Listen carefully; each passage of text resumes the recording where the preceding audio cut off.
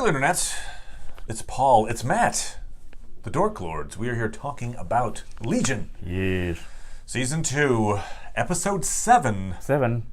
Chapter 15. Chapter 15. Opus 3.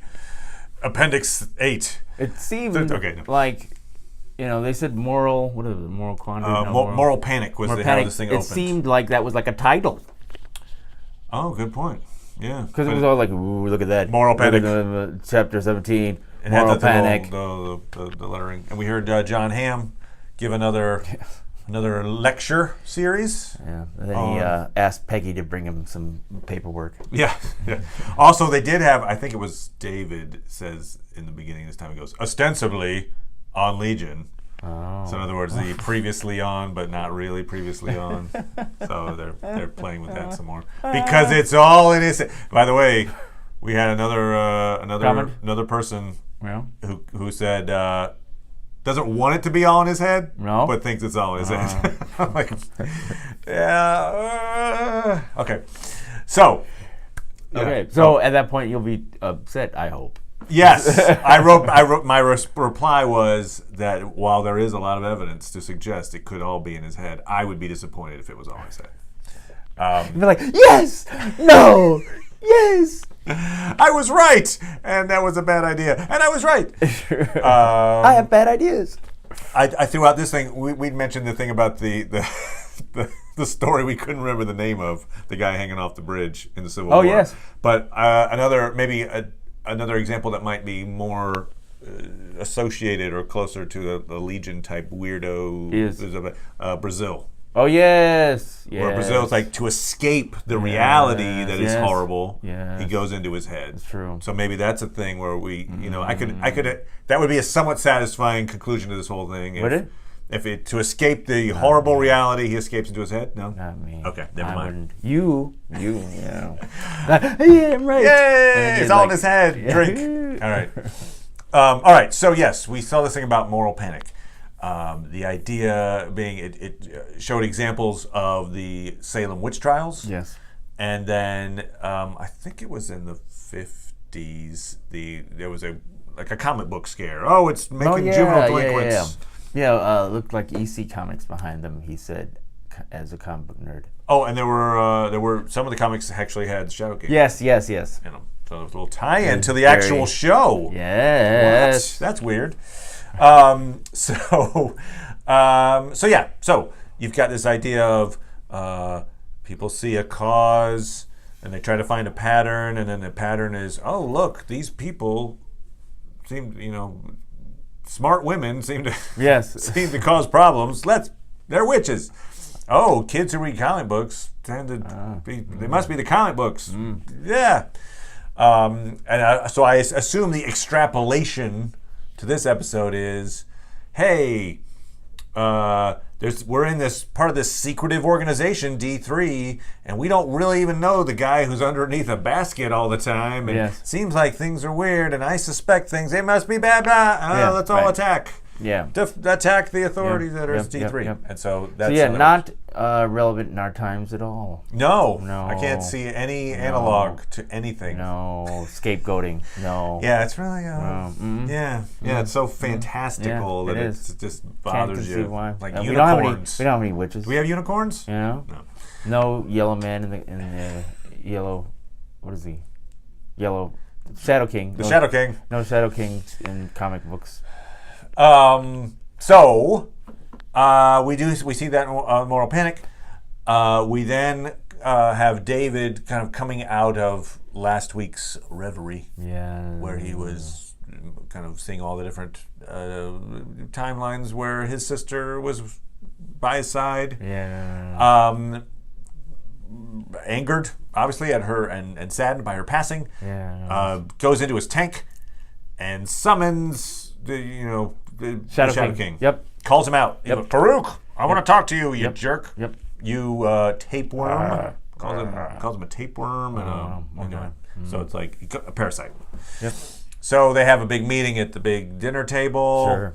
And that's probably one of, there's a couple of major moments in this episode. This is one of them. Yeah. Another one would be Farouk talking to future Sid. and then I suppose the ending beat where David destroys the giant oil chicken. Yeah. So this is one of those big three. So Farouk, David talking. David, you killed my sister. Yes. I'm going to find your body. Burn it. Farouk, like, yeah, you wanted to kill her. Yeah, this is stuff you thought about all the time. Did she really help you? Was she really helpful? All those times when she was calling you crazy and you wanted her to do horrible things to her. And said, well, that was just thoughts. Yep. And those aren't actions. Right. And, I'm different from you, damn it. Yep. And, take off your mask. You might be beautiful. I don't wear a mask. Right, yes. We all wear masks. We all wear masks. And so... Farouk's comments don't assuage David. No. David's like, nope, still coming for you. Get ready, pal. And so Farouk's like, you're not ready for the big boys. Yeah. Time for you to eat at the little boy table. Yeah. The kiddie table. Yep. So he puts him into French children drawing room. They're eating burgers, so yes. I don't know. It's probably like, I don't know, Thanksgiving at somebody's house. And then he sees his sister, French. and then Dorky he goes, it's like, come on, you were just with Farouk, and you're like, he's so easily like, led astray by an image of his sister. And one thing that makes it's a weak point. One thing that makes me think about, one of the things that Farouk talks about is how long he's been, like, because he makes it seem like it's hundreds of years or something, and of course David's not very old at all. And so I presume that he's been finding mutants all this time and increasing his power. And maybe David was more powerful than he thought. But he's so skilled because of all these years that he's been doing it that he still kind of feels like, come on. That's how I was able to escape what should have been his death before. So, I'm starting to wonder if that's the case, that he's not as powerful as David, but, because he's done this for so long that he still thinks, I can get over on David and ultimately defeat him, I guess. Yeah, he says gods, he calls themselves gods again, or he even brings David to that. Gods don't wish for things, gods just make what they what they want, or something like that. Exactly, yeah. So he's not ready to call himself a god. I think, I would say Farouk is quite taken with himself. Yes. Perhaps overconfident. So yes, obviously. I mean, it's the fact Farouk that he pretending just to be his survived an attack means maybe not overconfident. Well, if you consider if what Future Sid tells him is true, then I guess perhaps that was what she was claiming. Right. And even the he thought takes of it that, in stride. he does actually, because I think it's almost as if the results of that amuse him. It's like, okay, well, so let's jump to that conversation.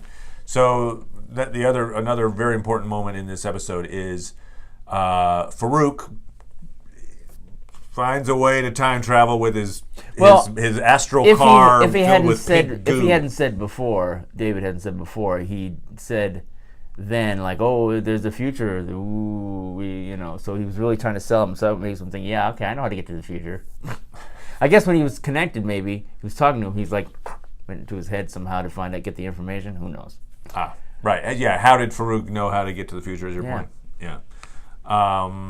He filled his astral car with, knew how, but Tide Pods knew to do it. But maybe when they were connected, it was a way for him to. Because it's not just getting to the future; it's getting to the future to talk to Sid. Correct. Specifically. Right. Exactly. We can talk about maybe just go to the future and see for yourself instead of relying on Future Sid to tell you what's happening in the future. But maybe they have limitations. Maybe they can't quite do that. Probably, yeah. Maybe they're not all godlike. Yeah. So yes, Farouk finds a way. Of our earlier conversation. Yes, we had a. Yeah. Okay. All the good stuff. Nah. We Last spoil time ourselves. on let's Dork not talk Lords. about that on the show. Of course, we'll bring it up. We'll talk about it. It's true. 5 hours later.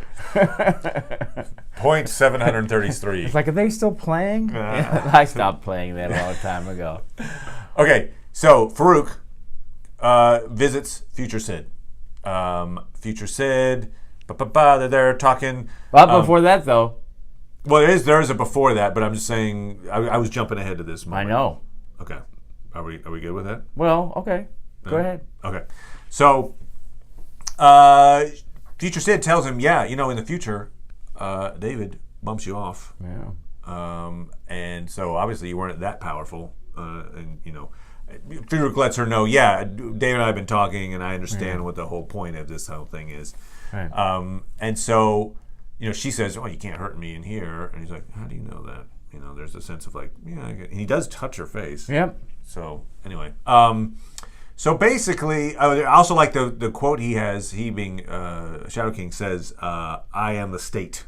Yes. In one point, he talks about the state using cheat. Anyway, Yeah, he talks about laws and cheating so he's laws. so it's like the same within the same concept where he's a god, so he can do what he wants, or he's the power. Anytime anybody trying to challenge him, he defeats them, and so. In which obviously l'état c'est moi was Louis XIV's. I am the state. He was one of the longest living kings of France since he talks a lot of French. I think he's referring him. He's equating himself to Louis XIV in that moment. In fact, maybe he was Louis XIV. You said he was around for hundreds of years. Oh my God! Okay. So he, Future Sid. We've got a problem, but I don't want you to die, basically. Right. And it's interesting because Shadow King doesn't realize right off what the problem is. Yes. He's like, oh, you're saying in the future there'll be a World War III and the stupid humans and their bombs. She's like, nope. Yeah. And then he figures out what we figured out weeks ago. Okay, yeah. I don't think we were alone. Nope, we were the only ones. I checked every single possible. No, okay, we weren't the only ones. But David is the big villain, as it turns out. Yeah. And it's interesting that surprises the Shadow King. Like that's actually something he's like, oh, wow. It's impossible. Yeah. So it's just interesting that it didn't occur to him, somebody of that magnitude of intelligence, that might happen. But anyway, he's like, oh, yeah. To me, it makes it slightly less likely. One of the ways that I thought it was happening, which is Farouk inserting himself back into David and then sort of taking over. So I assume that was the case. And maybe that's why he needs his body, so he doesn't go into David's body. He does call his body his temple as well, which is interesting. Right. So in other words, it kind of gives it more a sense of power somehow. Yeah. So we still don't know. I mean, that might be maybe David kills Farouk's body, but then where am I gonna go? Or he's not anywhere now, but maybe doing that causes the Farouk to be able to get inside David's body. Well, it's interesting. So Future Sid basically makes a pact, more or less, with Farouk. She's helping him out. Yeah. And she says they're going to need him to avoid the apocalypse. Maybe they switch bodies. And then Farouk in David's body kills David in Farouk's body. Now, when that happens, you're going to be the genius of the internet. I'm the idiot of the internet. You're the idiot. That's not going to happen. Okay. Here's another idea that's not going to happen.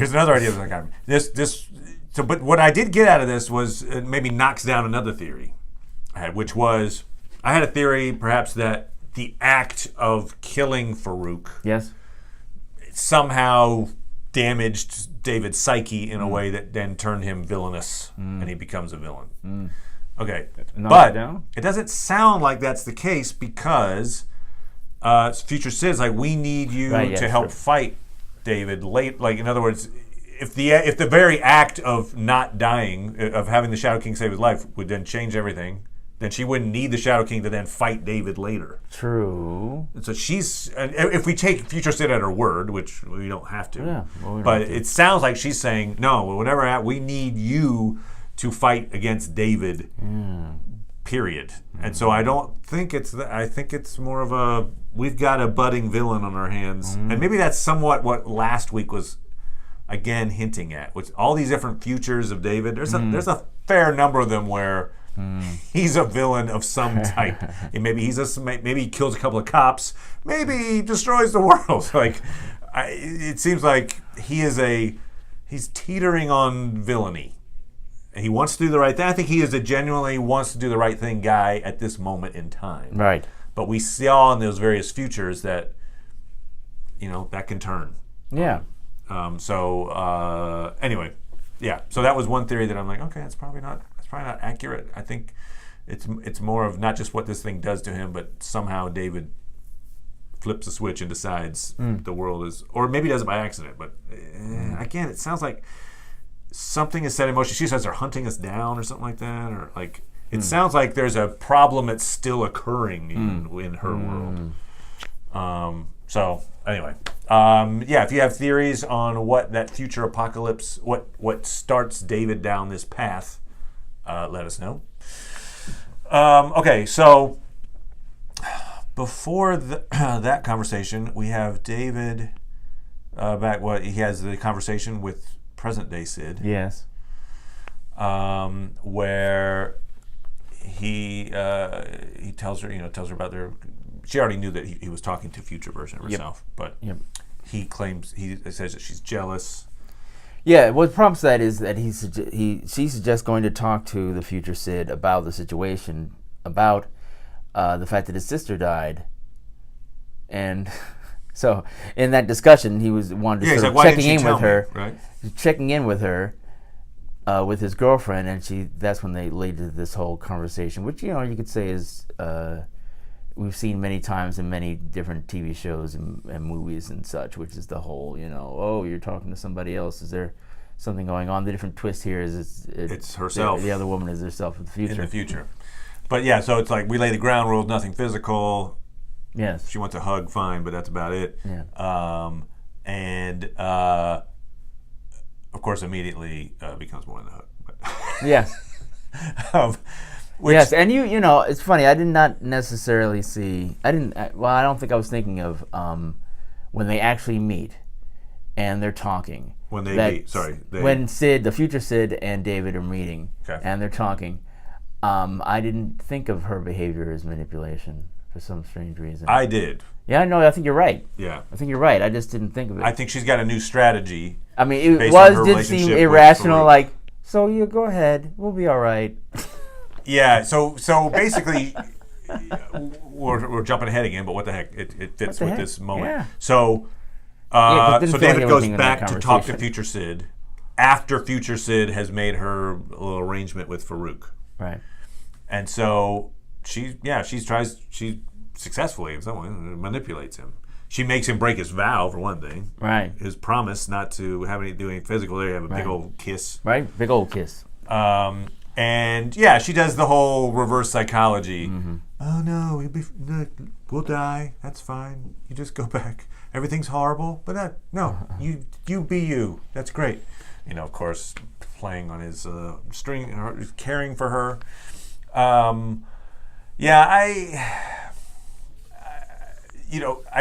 were a few things about that particular conversation that bothered me.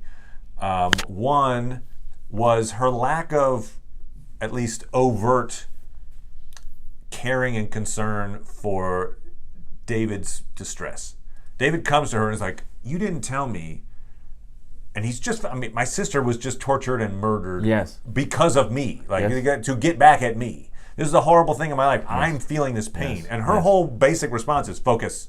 Yeah. Focus. And it's like, okay, I know what you want in the future, but geez, this is a person you supposedly care about who's going through an incredibly emotionally distraught time. You could at least show some concern for that. Right, which I was thinking is suspicious. In what way? Like in terms of... Maybe it shows where her feelings really lie, because obviously she hasn't told David the fact that he's the one who's causing the That's true. bulk She of still the hasn't thing. brought that up. And also, if she's talking about that she needs Farouk to fight whatever thing, that means fighting David. That means fighting David. So you're thinking her feelings for him are gone now because he's done some horrible things, like take her arm off or whatever. Yeah. So she's like, screw you, but I'll pretend to love you. Yeah, because I know you love past me. Yep. Yeah. Mm-hmm. No, that's a good theory, sir. because then there's another bit where David asked the question that I wanted asked. And I'm like, yay, thank you, David. Where he's like, okay, so you want the Shadow King alive to stop the apocalypse. How do you know the Shadow King is going to help solve the apocalypse? And she says, I don't. But I just know that when he died in my world, the apocalypse happened. So we're just going to see what happens. Like, bring him back to see what happens. It just sounds crazy to me. Like, wow, you know what? Our world's really suffering. Wonder if we brought back Super Hitler. Maybe he could solve all problems for us. You know, like, no, I don't. He'd probably just make it much worse. So that reasoning, if I was David in that moment, I'd be like, well, that's stupid. So I'm not playing along. Thanks. Unless you give me a better reason in the next 30 seconds.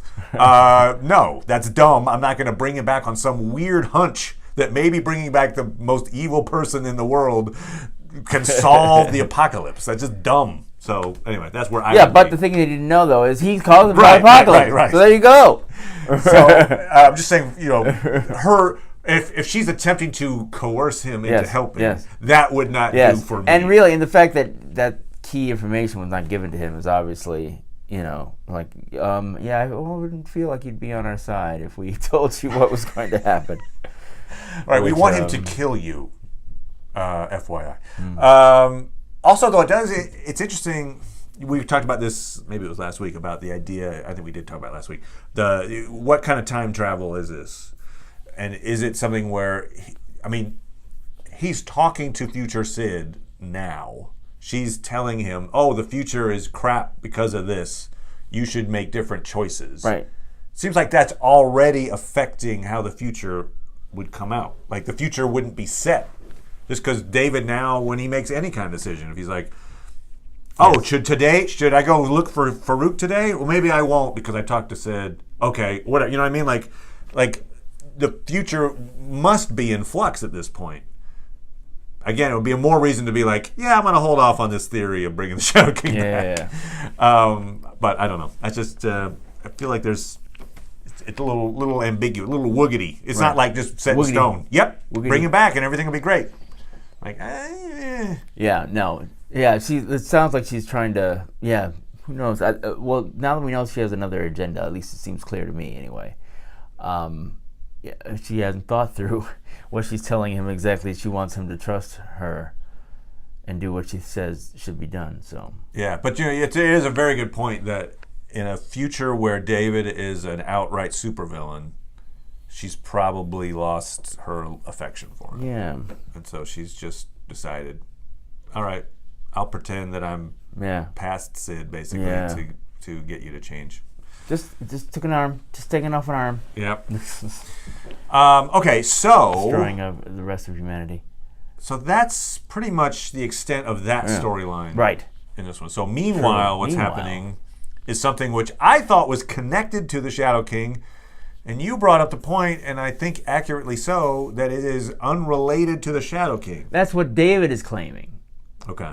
Which is this whole delusion thing. So the little black oil chicken. We'll call it the oil chicken. Right.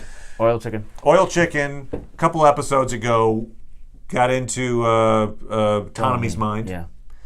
And so he's been infected for the longest period of time. Yes. Hence, at the end when it comes out of him, it's because he's had it the longest. Theoretically, if everyone else, like if Sid and Clark had, they had the little oil chickens in their head, if they had them for longer, they'd have the same problem. Yeah.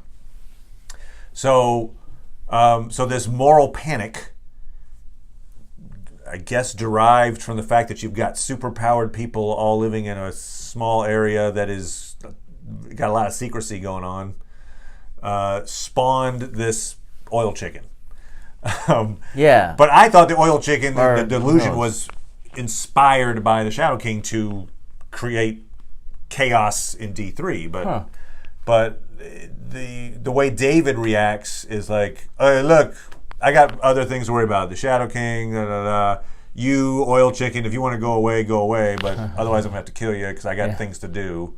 And, of course, he ends up having to kill him. Yeah. Because he like sees those him as a effects. monster. I like those effects. It's like I'm really big, but I'm not using power to make you go really small. I'm beating up your toe, your shoe there. Yeah. I Yeah, like that. puts him in a little jar. Yeah. So, yeah, there's a thing where when you see that Basket Head, we get to see Basket Head. Yes. We actually See Basket Head. We saw what's under the basket, and Yes, we did. it's not anybody we know. No. Not that it definitely would. I don't know who a suspect would be. But No, like, and- what? It's And as I was Future telling, Oliver? you earlier, that really great conversation we had.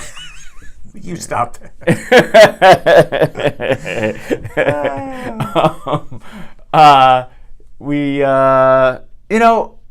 I've been all season sort of saying, okay, brought this Basket Head in, these people with mustaches. Do we need that? What's going on with that? And so we've got just a little bit more information about him. He didn't even say anything, I feel like. Why couldn't you just had Burn Face guy just be the, Be Clark be the head of D3. Yeah. What purpose does Basket Head serve except as mysterious leader? Yeah. And okay, now let's get him. So he becomes the object of this delusion of the moral panic. Is Basket Head and his mustache minions are the problem. Yeah. And the mustache minions think, this is a threat from the Shadow King. They're agents of the Shadow King. They say that. Yeah. They're agents of the Shadow King. So they're fighting against these people who are under delusion. So everyone's at odds. Yeah. If not for David's timely showing up, they would have killed off Basket Head. Yep. He saves Basket Head and kills off Oil Chicken, pulls out Oil Chickens out of Sid and Clark's brains, but not in time for Tanami. No. Big Oil Chicken comes out of him. After he pukes. He's dying, and so the mustache minions. I thought this was kind of a crappy solution for them to achieve, but you brought the point that you feel like he was dying and there's nothing to save him. Yeah. I was like, you got David around the corner. Yeah, see how he said that? See? You have a person with limitless powers. Just have him do this, and Tanami's back. Instead of he's dying, hook him up to this tree and let him rot next to this tree, but his brain's fine. The danger of having a powerful character is people think, why didn't he just snap his fingers and it went away? Yep. And half the population would die. What? Oops, spoiler. No. So, yes, the problem with the powerful characters is people just wondering why the powerful character doesn't just get rid of situations altogether. So... I mean, even in this episode where, Carrie with a K has her axe, she's going to square off against the oil creature, and he's like, that's not a good idea. No. And then he just walks off unarmed toward it. You can see Carrie like, what? But he's right because he's limitlessly powerful. And so, so there's I'm just saying, if I was a mustache minion, which I'm not, remember?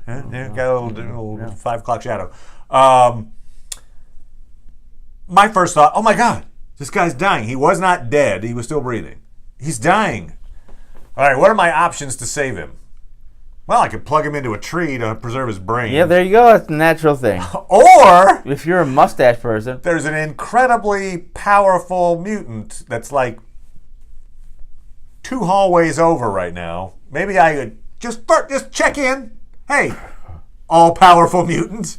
Could you maybe bring this guy back before we go plug him into a tree? And then David could say yes or no. You're right. It's past my limitless powers. So you wanted a couple extra lines. I did. Like, hey, could you come in? I wanted because that to obviously the story is going to do what it's going to do. I wanted that to be like option C. First you look for David. Oh, David, I don't trust him. Oh, look, Carrie with a C is around. He's pretty good at saving people and with tech and everything. Maybe he can. Nope. All right, fine. Plug him into a tree. But they plugged him into the computer tree, which has the shushing woman, which we saw earlier in the episode.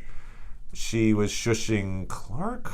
I forgot who she was shushing. But she seems to be connected to the delusions in some way. So, I don't know. But so he's trapped in the computer tree. Or his mind is alive, but maybe still delusional. I don't know. And that's kind of where we left off. Yeah. Yes? Yeah. Yes. It feels like it mostly all. So yeah. Anyway, the plot was pushed forward. It was. We know now that David is in fact the horrible villain at the end. And maybe this show is just about the descent of the hero of David into villainy. Yeah, I don't think the origin of a Superman. I mean, they certainly set up, I guess, the conflict, right? I guess so. Him against this evil path that he might take. Yeah, like Anakin Skywalker, far more entertaining. Than the prequels. Than those prequels. He's yet to say no. But anyway, so, presumably he's got to come out on the other side of it. I mean, it seems story-wise, in terms of a season, that in some way they'll... Because what it should happen is David's relationship with, Sid should be questioned. Obviously, there's a love triangle now. Well, and that love triangle will they'll accentuate the